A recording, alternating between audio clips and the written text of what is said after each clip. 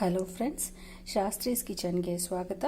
ಇವತ್ತು ನಾನು ಸಾಮೆ ಅಕ್ಕಿಯಲ್ಲಿ ಅನ್ನ ಮಾಡ್ತಾ ಇದ್ದೀನಿ. ಅದಕ್ಕೆ ಸಾಮೆ ಅಕ್ಕಿ ತಗೊಂಡಿದ್ದೀನಿ 2 ಕಪ್ಪು. ಇದರಲ್ಲಿ ಈಗ ಇದು 2 ಕಪ್ ತಗೊಂಡಿದ್ದೀನಿ ಸಾಮೆ ಅಕ್ಕಿ. ಇದು ಅನ್ಪಾಲಿಶ್ಡ್ ಸಾಮೆ ಇದು. ಸೊ ಇದನ್ನು 1 ಸಲ ಅಥವಾ 2 ಸಲ ನೀರು ಹಾಕಿ ತೊಳ್ಕೊಬೇಕು ಅಷ್ಟೇ. ಜಾಸ್ತಿ ಇದನ್ನು ಪ್ರೆಸ್ ಮಾಡಿ ತೊಳಿಬಾರ್ದು. ಸೊ ಈಗ ಇದನ್ನು ಜಸ್ಟ್ ತೊಳ್ಕೊಳ್ತೀನಿ 1 ಸಲ. ಈಗ ಇದೇ ಕಪ್ಪಲ್ಲಿ 4 ಕಪ್ ನೀರು ಮೆಜರ್ ಮಾಡಿ ಕರೆಕ್ಟಾಗಿ ಹಾಕ್ತೀನಿ. ಇದು ಮೆಜರ್ ಮಾಡಿ ಇಟ್ಕೊಂಡಿದ್ದೀನಿ ನೀರು 4 ಕಪ್ಪು, ಅದನ್ನು ಹಾಕ್ತಾ ಇದ್ದೀನಿ.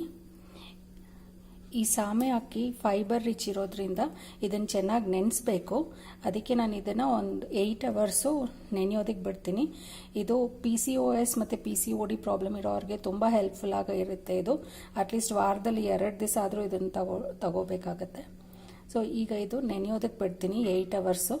ನಾನು ಬೆಳಗ್ಗೆ ಮಾಡಬೇಕು ಅಂದರೆ ರಾತ್ರಿನೇ ನೆನೆ ಹಾಕ್ಕೊಂಡ್ಬಿಡ್ತೀನಿ ಇದನ್ನು. ಸೊ ಇದೊಂದು 8 ಅವರ್ಸ್ ಬಿಡೋಣ ಹೀಗೆ. ಈಗ 8 ಅವರ್ಸ್ ಆಗಿದೆ.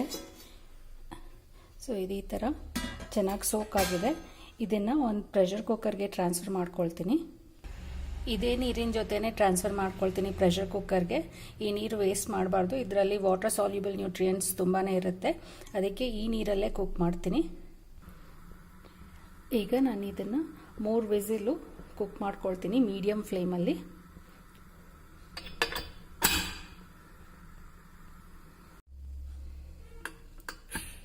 ಈಗ ಇದು 3 ವಿಸಿಲ್ ಆಗಿ ಪ್ರೆಷರ್ ರಿಲೀಸ್ ಆಗಿದೆ. ಇದು ಸಾಮೆ ಅಕ್ಕಿ ಅನ್ನ ಈ ಥರ ಆಗಿದೆ. ಇದು ಸ್ವಲ್ಪ ತಣ್ಣಗಾದ್ಮೇಲೆ ಇನ್ನೂ ಸ್ವಲ್ಪ ಗಟ್ಟಿ ಆಗುತ್ತೆ. ಸೊ ಇದನ್ನು ಸರ್ವ್ ಮಾಡೋಣ.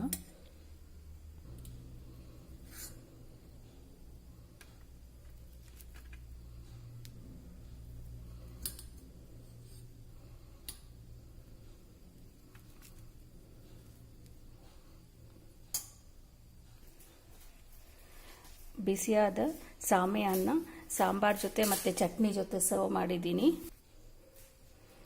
ಇದು ತುಂಬ ಹೆಲ್ದಿ ರೆಸಿಪಿ. ನೀವು ಟ್ರೈ ಮಾಡಿ ಇದನ್ನು. ನಿಮ್ಮ ಸಜೆಷನ್ಸ್ ಆ್ಯಂಡ್ ಕಮೆಂಟ್ಸ್ ನನಗೆ ಬರೀರಿ. Thank you for watching. Please subscribe to the channel. Thank you.